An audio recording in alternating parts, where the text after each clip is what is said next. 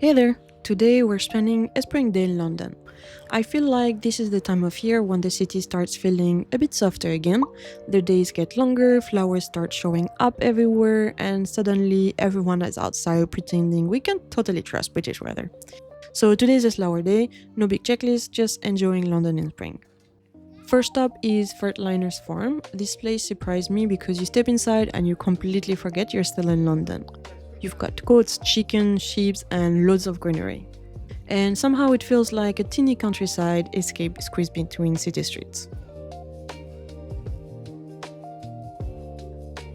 Freightliners has been around since the 70s as both a community farm but also an educational space. It's one of those places that reminds you London has so many unexpected corners if you know where to look. Spring definitely makes it even nicer too. Everything was super green, there were lots of people outside, and it just has this calm atmosphere that's hard not to love.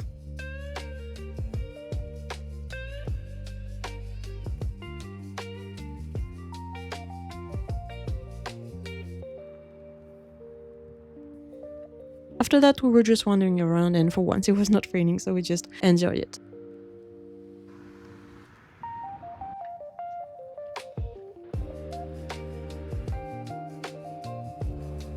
Next up was food. We're stopping at Pink's and Butcher's for lunch. This place has that cozy gastropod feeling that London does really well.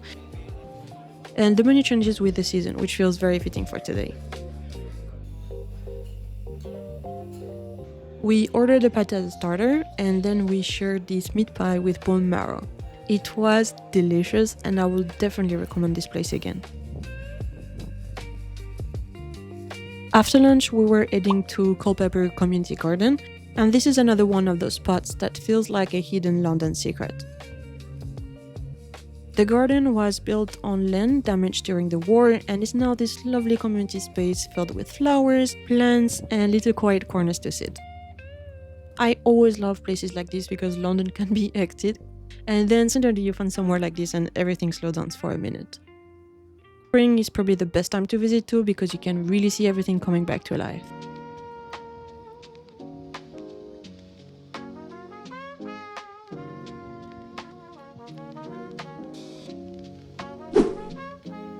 Back home now, when it's time for the main challenge of the day, we're making Mille Feuille from scratch, or kinda. If you ever made it before, you already know this is either going to be very satisfying or mildly stressful. Mille Feuille is a classic French pastry. It's made with layers of puff pastry and crème pâtissière, which sounds quite simple, but it needs a bit of patience. While that bakes, we were making crème pâtissière, which is basically pastry creams made with milk, egg yolks, sugar, and vanilla.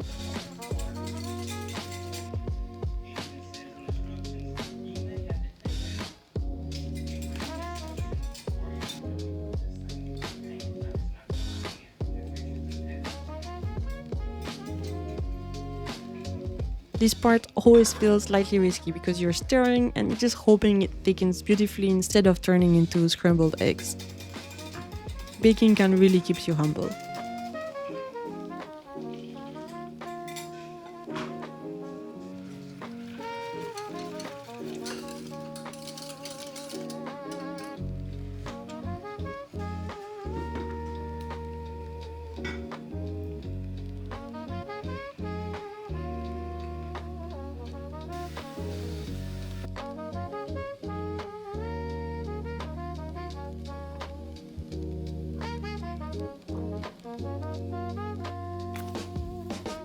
While everything cools down, there's some quiet time.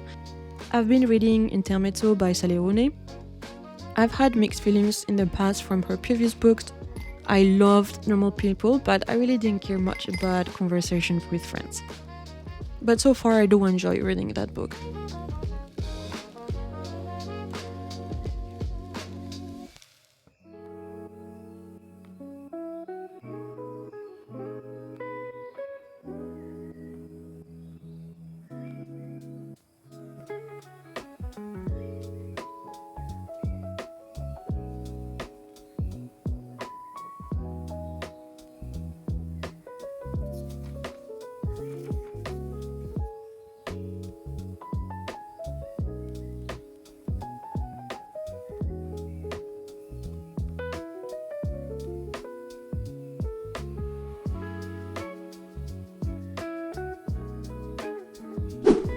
Time to assemble the Mille Feuille. This is the part where it starts looking like an actual dessert instead of separate ingredients spread around the kitchen.